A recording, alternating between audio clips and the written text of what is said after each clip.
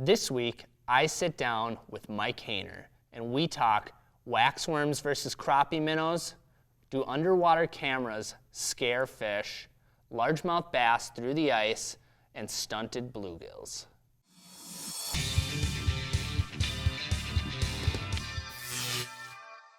Welcome to this week's episode of Ask the Buzz, the show where you send us your fishing questions and we answer them.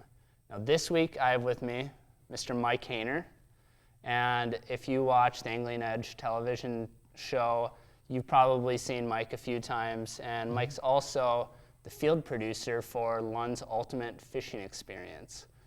As well as that, he's also on an advisory committee for the Minnesota DNR regarding panfish. So first of all, thanks for coming on. Yeah, no problem. Glad to be here. And so one thing I was sort of curious before we jump into the questions, what are some of the things that you guys have been talking about lately as far as panfish in Minnesota? Well, you know, panfish are probably the most popular fish for fishing in our state, actually in the Midwest, and they've just been getting hit pretty hard the last few years. So a lot of what we're talking about is, you know, what can we do to ensure quality panfish fishing into the future, and looking at limits. Should we reduce the bag limits on fish? You know, is there more pressure in the wintertime than there was 5 years ago? Is that taking an effect? And just how do we keep big panfish in lakes without, you know, catching them all? Because the big thing, what the state DNR biologists are finding the biggest factor, bar none, why we're losing big panfish is because they get caught. Sure. It's not as much about natural biological habitat problems or anything like that. It's just fishing pressure. So, you know, we're just trying to figure out ways to, you know, make sure that, you know, people still can catch quality panfish but don't overdo it. So what are some of like the big hot button topics or proposals that are going on right now for the state? Well, I guess the biggest thing is identifying lakes that still have, especially bluegills. You know, crappies and sunnies are kind of two different fish the way their life cycles go. You know, crappies can, you know, they have missing year classes when they spawn, so they, you know, have gaps, so there'll be a bunch of big fish come in, and then you might have a couple missing year classes and then another one. Whereas bluegills, they have a successful hatch every year regardless. So it's like, once you remove the big fish out of the lake, they just don't come back. So the question is, how do you keep big bluegills in a lake? And, you know, one of them is reducing bags. And I guess looking at ways to, what's fair to people? What do people consider fair? A fair amount of fish. You know, is it 5 fish? Is it 10? Is it 20? You know, obviously the less you take out, the better it is. But it's like finding the balance of what people will accept. So there's also been some talk of trying like a 1 over limit, like, you know, a lake that has big bluegills, you can only keep 1 over 9 inches or 10, and the rest have to be under. That way you're keeping the big sunfish in the system, which is key to having big sunfish. So yeah, absolutely. So that's some interesting stuff. I know there's been a lot of discussion online and on Facebook about, you know, these different topics. And I mean, well, Facebook is there's a good chance you might be watching this video on Facebook right now. Right. And there's a lot of fishing information that travels around on the web these days, and that's probably part of the problem, right? Well, that's what a lot of people are thinking. I mean, I'm a firm believer that, you know, the combination of social media, you know, instant information, and then the technology we have is just, you know, hands down better than anything it's been. And it's like so easy to get good information and get a good spot right away. And don't get me wrong, I think it's awesome. It's fun looking at a lake map, you know, on a Humminbird chart and finding a crappie hole, and you go out there and, you know, you figure it out, and it's awesome. But it's also speeding up the time it takes people to find fish. Before, sometimes it would take you a few times out to find the fish on the lake, and now you can find out from your buddy online, or you can go on Facebook, somebody's, you know, doing good, and I was just on Lake X and caught crappies. Well, all you got to do is look at your lake map. Well, there's the hole, and you drive out there and start catching them. So yeah, and then all of a sudden there's a bunch of houses on the good spots, Yep. 10 fish limit. Yep. Yeah. A lot of people catching them, and it's, Right. as a fisherman, it's hard to not enjoy catching fish when they're biting good and not keeping them. Right. So it's like all of a sudden you get 50 people on one lake in one spot and you wipe them out pretty quick. So, Sure. So that's, Well, that makes sense. Yeah. I mean, that's, like I said before, it's a hot button topic right now, especially here in our state. Yep. So we're going to jump into some questions. Sure. And I guess first off here, the first question we'll stay on the panfish topic. Okay. And this question's from Steve. And Steve asks, I've had fair luck with jigs and waxworms for crappies. When's the proper time to use crappie minnows? Okay, that's a good question. In this day and age of hole hopping and moving around, a lot of guys will just fish with one line and either use like a little tungsten jig and a plastic or a waxworm until they find the fish. And often you can, just do fine like that. But I would say if you are going to fish for crappies in a spot and just sit, there's never a bad time to have a minnow down. I think it's always, if you can be jigging with one line and have a minnow line down on the other, it's always a good thing. Because in fact, I was out a couple weeks ago with my dad, who's an old school, bobber fisherman. And Okay. we were fishing a crappie hole and they were there, and I could not for the life of me get them to bite. I mean, it was the most frustrating night of fishing I've had in a while. And my old man was just sitting there and he had 2 corks and minnows, and there's one, and there's just days where they like that minnow sitting in front of them and they will, grab that over something you're jigging. So if you're mobile and moving, it's hard to use 2 lines or drop a minnow. But I would say if you're going to be in a spot where you're just going to sit and crappie fish, I would always have a crappie minnow down on a plain hook or a little jig. And if you're seeing where the fish are, say you're fishing in 25 feet of water and they're coming in at 3 feet, put the minnow at 4 feet. Always, it's been my best luck is to keep it above them. Okay. So they're always looking up. So, but yeah, it's hard to beat a good crappie minnow. Yeah, So. right on. So, if you're in one spot, it would be obvious to have one down. Alternatively, if you're kind of hopping around holes, maybe you could move a dead stick line maybe as you're kind of moving, or is that? Yeah, no, that's a good point. I've done that before where you've maybe got 20 holes spread out and you're just going to keep hole hopping, but like nearby you have your minnow bucket with a rod holder and a dead stick. Right. And you can just sit and watch it and just have that minnow. It's always a good gauge because, the way winter crappies are, you've seen it, they move. It's like you'll go to one hole and a group will come through and then they're gone and they go. So you got to keep chasing after them. Well, if you have that minnow line down there, sooner or later they're going to pass by. Sure. So it might put a few more fish in the bucket for you. Cool. So. Right on. All right, we'll jump in here to question number 2. And this one is regarding electronics. Okay. So Lucas asks, do you think underwater cameras scare fish away? I would say yes and no. It depends on the species of fish. Okay. I've been doing a lot of work with Billy Lindner, and he's been partnering with aqua-vu, doing a lot of different stuff, developing new cameras. So we're out fooling around with cameras all the time, putting them down. And what I have seen is bass and pike are not scared at all. In fact, if you're going to go out and bass fish in the wintertime, the best way to find them is with a camera, because if you put it down, they're going to race up to it. I've never not had them come check it out. Yeah. So they're always coming up, and pike usually too, they're just not afraid. Now walleyes, on the other hand, I've had and Bill has too, we've had really poor luck with walleyes.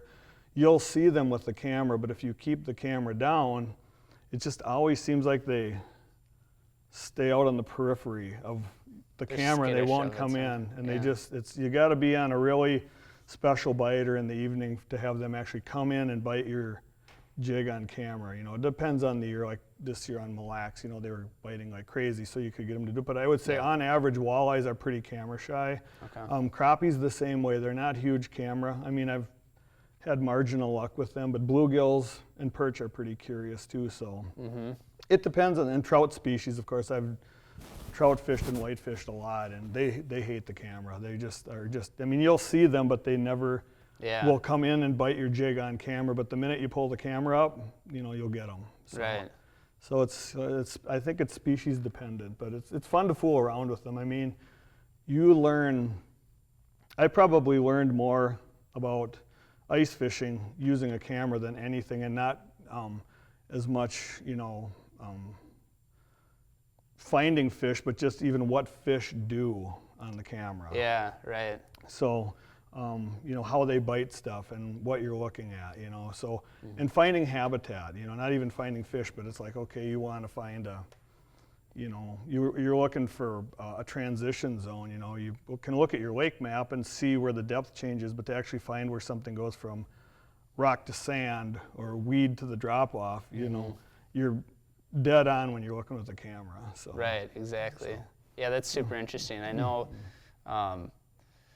my experience with camera, if you're an amateur, if you're kind of an amateur ice fisherman and you don't have a lot of confidence in maybe your jigging cadence, I think it could make a huge difference to actually see what the bait is doing and how the fish reacts to it.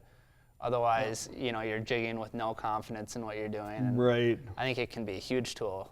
Yeah, and I think, that's a good point, because a lot of people, really, really jig when they see a fish, and it pays to watch your jig on camera, like you said, to see it. Sometimes you might be jigging it way too hard for the fish. Like you're just really working a fish, but it's like that might spook them away. But and if you're watching the camera, right away. Exactly. Yeah, you can get a mood test from them. So no, it's I think they're fun to play with. They don't necessarily put more fish in the bucket or on the ice for you all the time, but it helps you learn. Right. It's a great learning experience to me. So anyhow. Cool. Right on. Well, we'll jump into question number 3 here. And this one is from Nick. And Nick asked, do you have any tips for catching largemouth bass through the ice? Use a camera. No. Actually, yeah, I've been doing this, and Jeremy here at the office and a few of the other guys.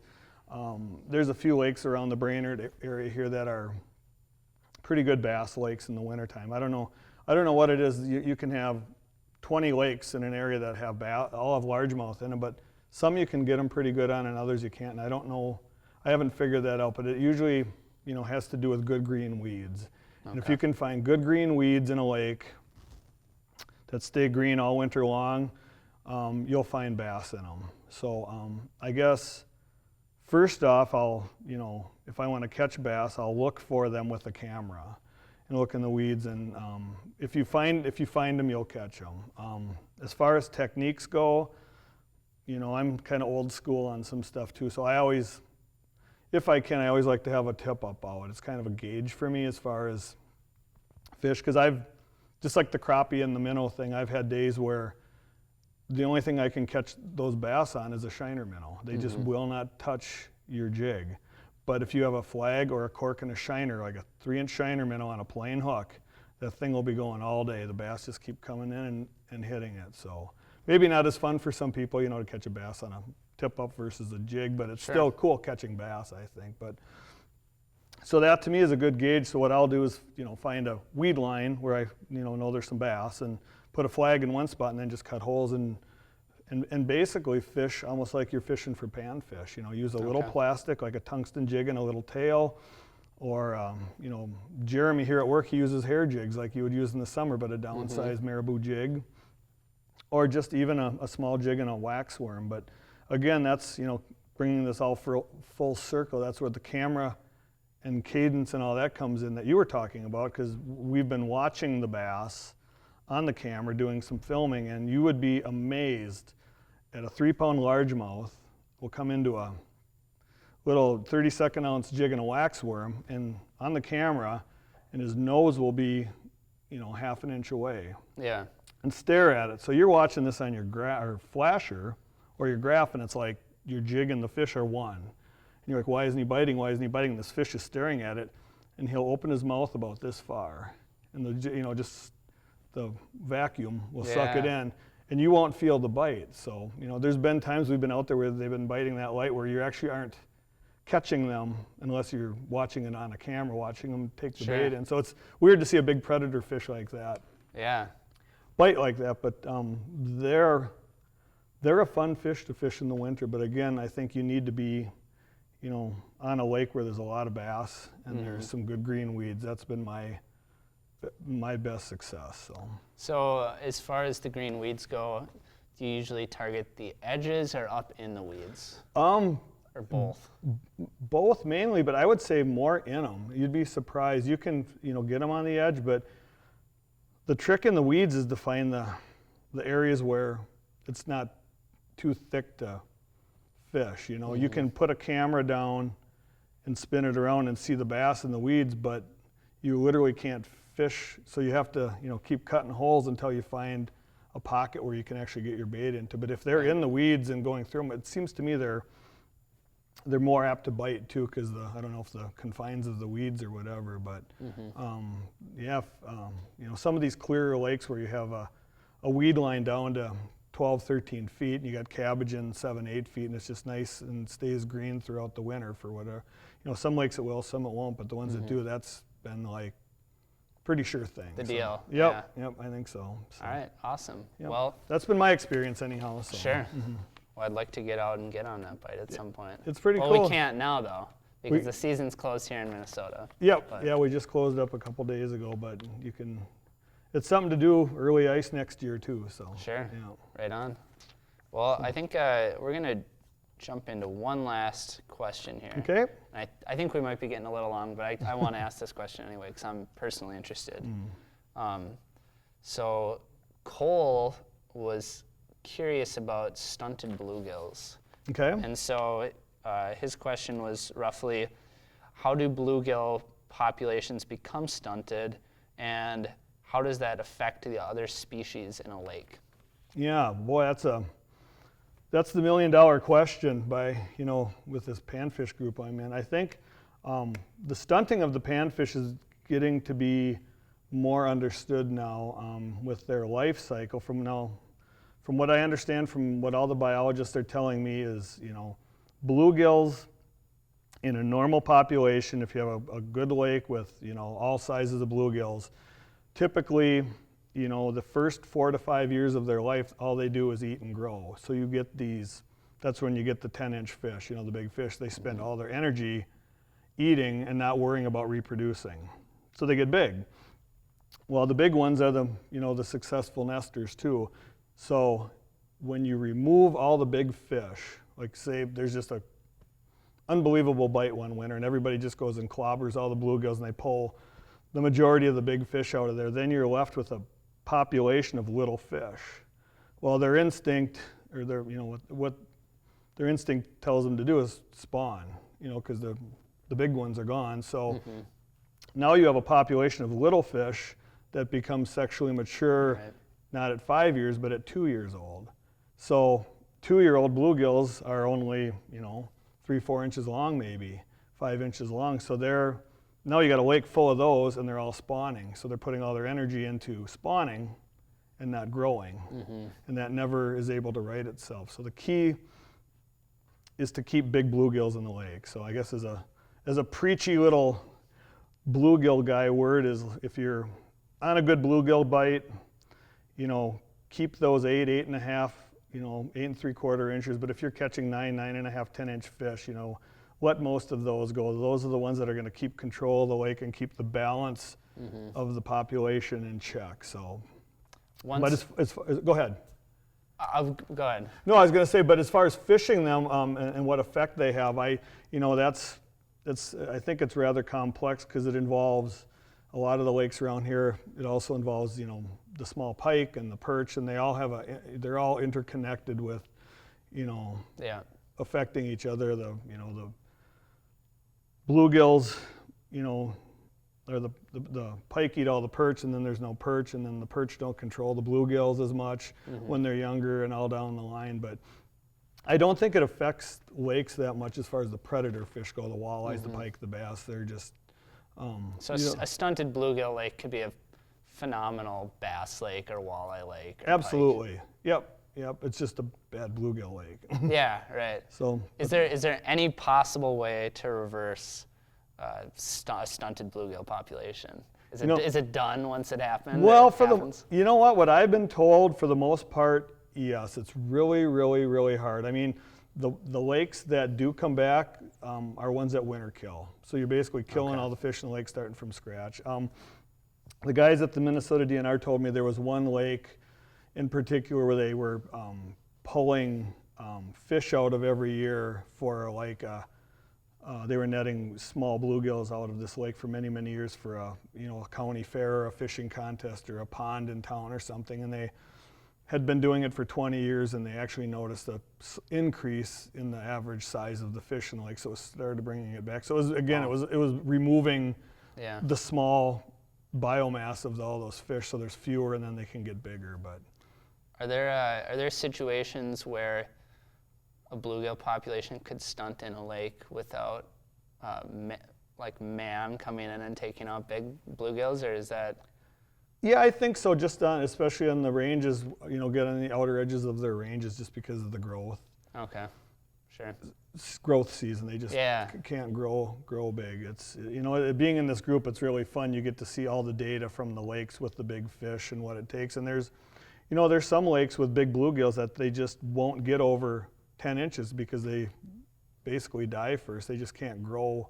There's not a long enough growing season for them. But the problem with those lakes is bluegills, unlike crappies, their spawning window is longer than crappies. I mean, I think up here in Minnesota they spawn from, maybe as early as Memorial Weekend or early into June, but into the 4th of July. I mean, there's like a month where you'll find spawning fish, where crappies have got a pretty narrow window. They shoot in and it's either good or bad. But bluegills, from what I've been told by all these biologists, is in most lakes they have a successful spawn every year. Wow. So there's constantly young fish coming and that's the problem. Right. So whereas crappies, they don't. So, you might have a year where, like I said earlier, you have a big group of fish. Like there's a couple lakes up north where there's just like tons of 12 to 13 inch fish, but then the next size down is 9 to 10. Mm-hmm. So people catch all the big ones and they leave the lake alone for a few years, but then there's not tons of little ones coming up, so then the next group comes up and gets big again. So, but with bluegills, it's every year. They're just, all these little guys are spawning at 2 to 3 years old, and they're pouring tons of more into the system. So, and the lake can only, hold so much biomass of fish. So that's the story I've been given, and I have a fisheries background myself from way back in the day, and it makes sense to me. So absolutely. Yeah. Well, this is like a little peek into some of the office talk that we have sometimes.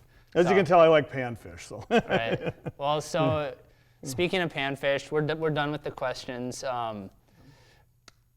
The predator season is over in Minnesota. Yep. Are you going to be getting out on the lake within these next couple of weeks, or what's been going on with the bite lately for panfish? Yeah, this year's been a weird winter with the weather. That's like you go to the Twin Cities and you can't get out on the lakes, but up here it's still, people can't believe it, but you can get around great. And that's the question I've been getting, is not one, can you get out fishing, but two, are the fish, people think once the ice starts melting in the spring, mid to late March, you get that movement from the fish from the deep water basins into the shallows, which pretty much happens every year. And right now, I mean, I was just out the other day and fished 2 different lakes, and the crappies are still, like middle of winter, they're in the basins, they're still in the deeper water spots. So there might be a few lakes further south of here that it's changing, but up here it's still winter, and I mean, they're still, to me, anyhow, what I've seen, they're still on their winter pattern. So sure. But we've got some 50s coming here shortly, so it's probably gonna. Things might change in a hurry. Yeah, exactly. So. Cool. Right on. Well, thanks for coming on. Yeah, you bet. I appreciate the time. No problem. Glad to be here. And to all of you out there, thank you for watching. If you followed us all the way to the end here, we truly appreciate it. And you can continue sending us your fishing questions, and we will continue answering them.